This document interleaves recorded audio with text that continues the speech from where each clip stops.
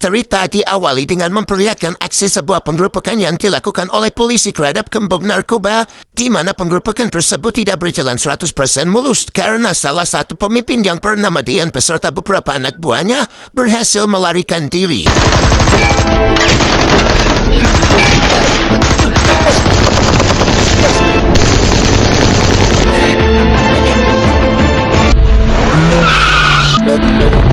Dan kisah akan berfokus pada seorang polisi bernama Ajun yang terkenal sangat ahli menyamar dan mampu masuk ke dalam lingkungan para gembong kelas kakap.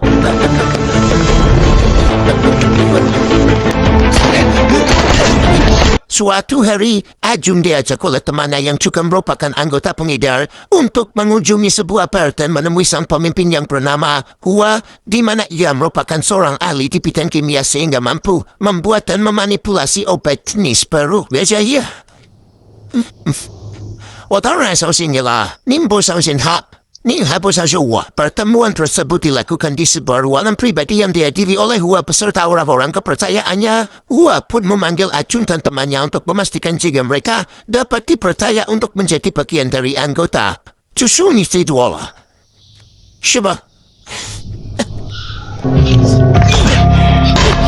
Ya, Hua sengaja melakukan hal itu dengan alasan jika dirinya merasa ditipu karena orang itu belum mengerjakan apa yang ia perintahkan.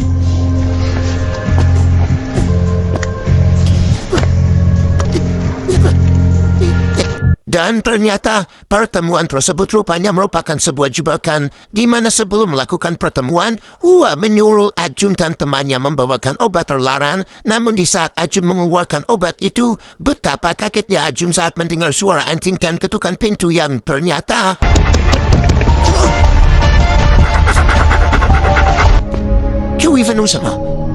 Rupa-rupanya Hua lah yang menelepon polisi untuk menjebloskan Ajun ke dalam penjara dengan alasan Hua masih terkendala dengan kepercayaannya.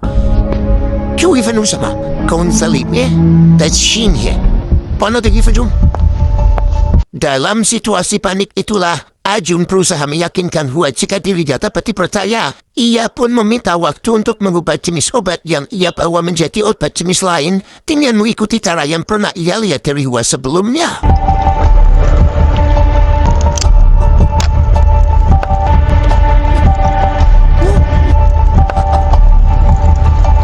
Lama kemudian, polisi memaksa masuk dengan mendobrak pintu dan menangkap beberapa orang termasuk Ajun dan si teman yang tadi sempat tak sadarkan diri. Ini meluangkan kami ya. Forward. Kona.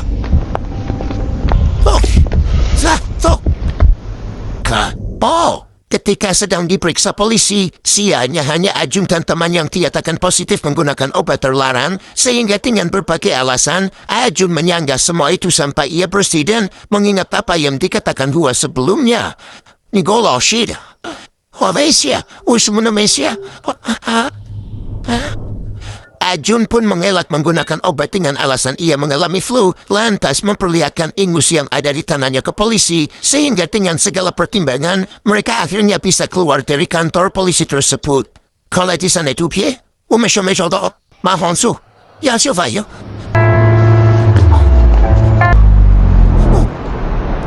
Setibanya di luar, betapa kagetnya Ajun saat melihat Hua beserta anak buahnya sudah menunggu di jalanan yang ternyata Hua menyambut hangat atas dibebaskannya Ajun dan menjadikannya sebagai anggota baru di kelompoknya.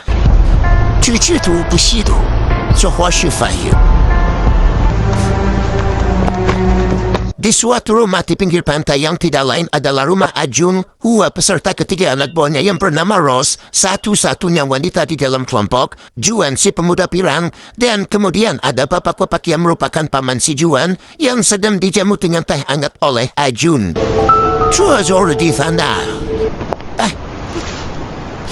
Ketika sedang bersantai itulah, mereka tak menyadari jika di kejauhan ada sekelompok orang yang sedang memperhatikan klik-klik mereka, yang ternyata orang itu adalah Dian yang sebelumnya berhasil lolos saat penggerebekan di awal film tadi.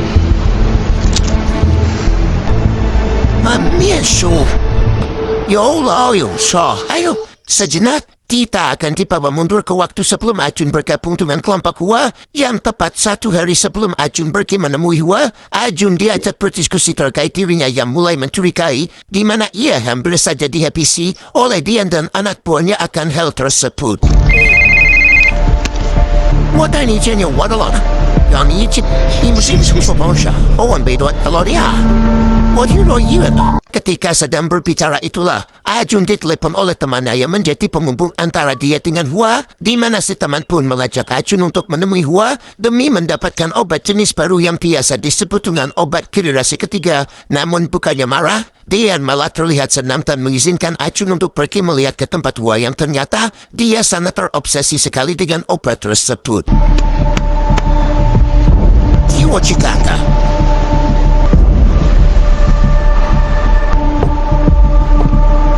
Kembali pada saat Ajun dan kelompok Hua yang saat itu sedang berada di sebuah gudang penyimpanan barang yang disiapkan untuk dikirimkan, di mana Ajun langsung berantap untuk mengirimkan barang tersebut bersama si bapak. Yang ketika mereka baru saja memasuki sebuah camp stampede, tiba-tiba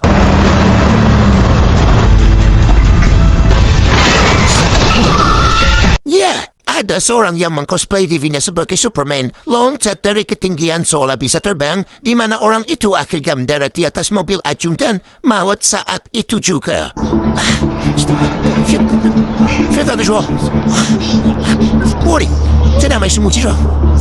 Ketika polisi sedang memeriksa TKP dan sibuk menanyakan Ajun sebagai saksi mata kejadian itu, tepat di balik kerumunan, terlihat Tian yang dengan siwilannya memanggil Ajun untuk menanyakan semua yang Ajun tahu tentang kelompok Hua, di mana Ajun mulai memberitahu Tian tentang siapa nama Hua yang sebenarnya. Surasya, Kaiju, Tazalasya, Tajosma. Dengan kejadian itu, Hua dan anak buahnya gagal mengedarkan barang tersebut dan membakar mobil beserta semua barang yang ada di dalamnya. Mereka sama sekali tidak menganggap semua itu sebagai kerugian besar. Yang penting barang buktinya lenyap dan mereka bisa aman dari kecurigaan para polisi.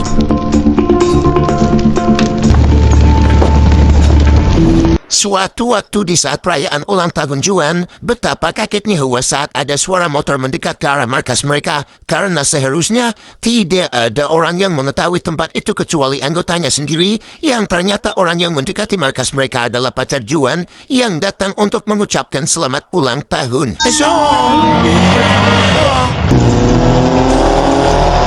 Ketika sedang bersama pacarnya itulah, Juan diberi minuman kesukaannya, di mana ia langsung menolak dan menyuruh si pacar untuk segera pergi. Ia sadar jika kedatangan yang merupakan sebuah kesalahan karena Hua akan sangat marah dan bisa menghabisi mereka berdua.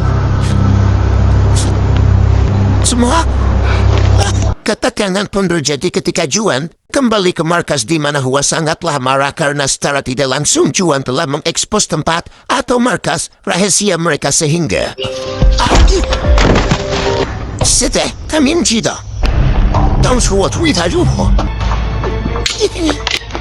setelah Hua memukul Juan sampai babak belur, Hua pun mengambil ponsel milik Juan agar tidak bisa menghubungi pacarnya lagi dan tidak bisa membocorkan tempat persembunyiannya kepada orang lain, di mana Juan yang merasa tidak terima dan marah besar pun sampai tak sengaja memanggil Hua dengan nama aslinya sehingga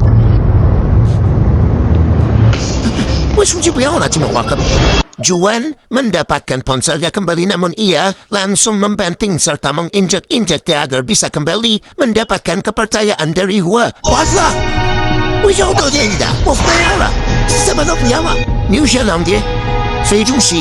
Di malam yang sama setelah kejadian itu, rupa-rupanya tanpa sepengetahuan semua orang, Ajun memperbaiki ponsel Juan yang telah rusak. Hal itu ia lakukan untuk mengirimkan informasi penting terkait nama asli Hua kepada seorang anggota polisi.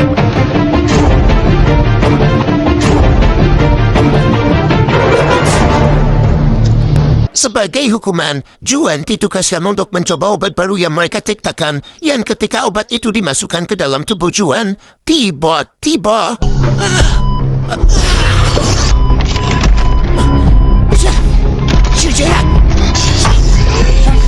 selain Juan, sang pacar yang memang sudah diputuskan nasibnya pun mengalami kecelakaan tepat ketika dia sedang memacu motornya dengan kecepatan tinggi.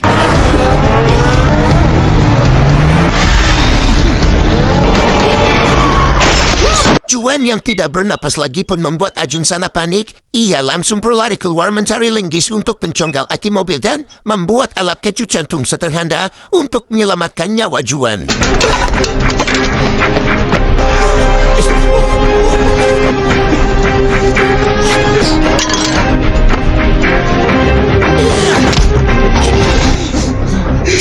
Singkat cerita, setelah drama kematian Juan, Hua dan Ajun yang sedang berada di laboratorium akhirnya berhasil menemukan cara untuk menyelundupkan obat tanpa bisa diidentifikasi oleh pihak kepolisian. Mereka menggunakan semacam perangko atau sederhananya sejenis pulpen tipis, setipis kertas, yang bisa langsung dimakan dimanapun dan kapanpun mereka inginkan. Polisi tidak akan mencurigai mereka karena memang bentuknya adalah perangko yang tidak mencurigakan sedikit pun.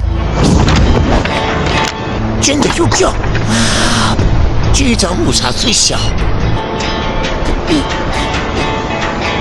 除了钞票。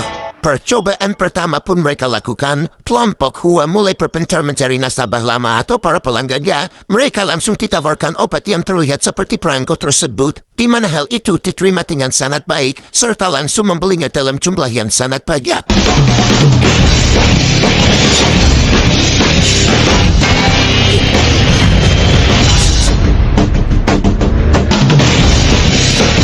Pada saat Hua sedang duduk sembari melamun itulah, tiba-tiba terdengar suara telepon yang dianggapnya berasal dari Ajun. Namun ternyata telepon tersebut berasal dari Dian yang sebelumnya telah menyandera anak buah Hua berkat kerjasamanya dengan Ajun.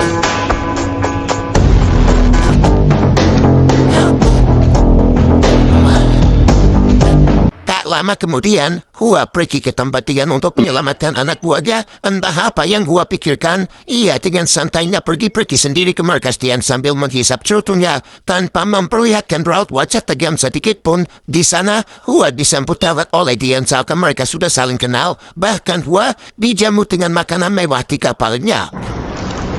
Ada ya? Telefusi, dua fogo. Pada akhirnya untuk meluruskan apa yang sebenarnya terjadi, Dian menceritakan tentang adiknya yang kehilangan tangan kiri akibat dipotong oleh seseorang. Ia dianggap telah mencuri sebuah obat dan akhirnya bunuh karena tidak sanggup menahan rasa sakitnya lagi. Kau lama? 这手表哦，很久以前的事了。你有没有在专场干过？ Saking sayangnya pada si adik, Dian sampai rela memotong tangan kirinya juga agar bisa merasakan penderitaan yang selama ini dialami oleh adiknya. Yang semakin panjang pembicaraan, rupa-rupanya semua pembicaraan itu ditunjukkan khusus untuk Hua yang ternyata dia adalah pelaku dari pemotongan tersebut, sehingga Dian yang sakit hati pun berniat membalaskan dendam si adik dengan menghabisi Hua. Tetapi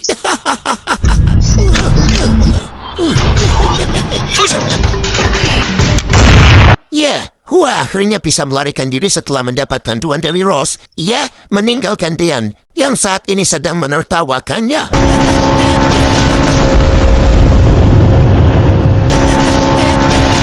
Beberapa waktu berlalu setelah kejadian itu, Hua memperlihatkan mesin miliknya kepada Ajun yang kali ini lebih canggih dari alatnya yang kemarin. Namun baru saja mengakumi barang indah tersebut, tiba-tiba sudah 95%，那是一米之前最好的话，拍的出鸟。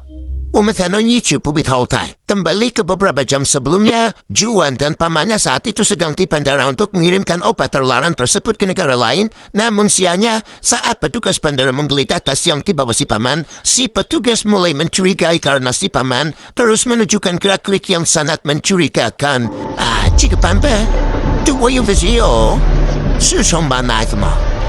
就是汽油车。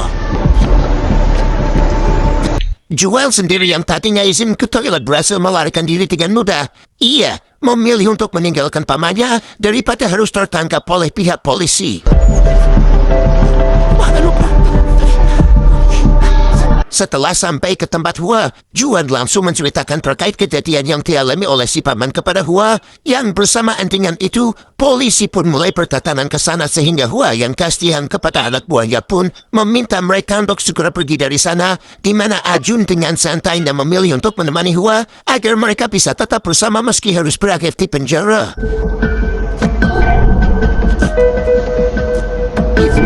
Saat Ross dan Juan sedang keluar itulah, Ternyata polisi sudah mengelilingi tempat itu di mana mereka sempat terlibat adu tembak yang membuat Ross harus menghembuskan nafas terakhirnya akibat terkena tembakan dari para polisi.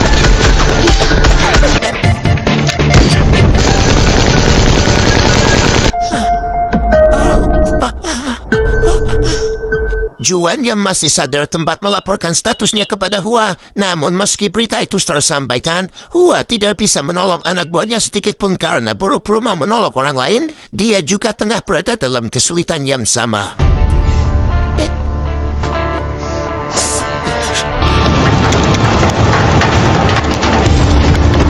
Singkat cerita, setelah penggerbekan itu, Hua akhirnya dipenjara bersama Ajun yang menemaninya. Bukan sebagai tahanan, melainkan Ajunlah yang menjebloskan Hua ke dalam penjara karena ternyata si Ajun ini adalah seorang polisi yang menyamar menjadi seorang pengedar demi bisa menangkap kelompok Hua yang sudah diincarnya sejak lama. Oleh kasusnya,